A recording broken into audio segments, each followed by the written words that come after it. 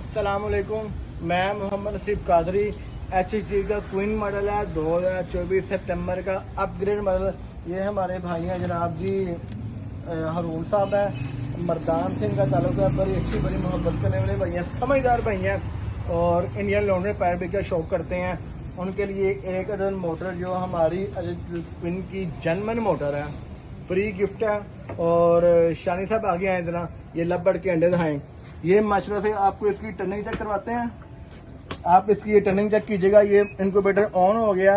पहले ट्रे इस साइड पे जाएगी, फिर ये वापस आएगी। अल्हम्दुलिल्लाह 6 माह की मोटर टर्निंग की वारंटी देने की वजह से हम एक मोटर फ्री गिफ्ट करते हैं अपने कस्टमर हजरात को। टेम्परेचर इसका लबड़ के लिए सेंसर या 4 सेंसर या 5 चाहिए होता है, वो सेट कर दिया और इसके ऊपर फूक मार दी गई है। टेम्परेचर 5 क्रॉस नहीं करेगा इंशाल्लाह। ऊपर से ये हमारे जहाजेब भाइयाँ लाहौर के अंदर से ही बड़े अच्छे भाइयाँ दूसरी मशीन के पास जा रही है एज ए हैचर। इन्होंने 35 अंडे वाला HHD का वुनेक ब्रांड है 2024 में वो बाइंग किया है। उसके बाद ये अमाद भाई हैं हमारे बड़े प्यारे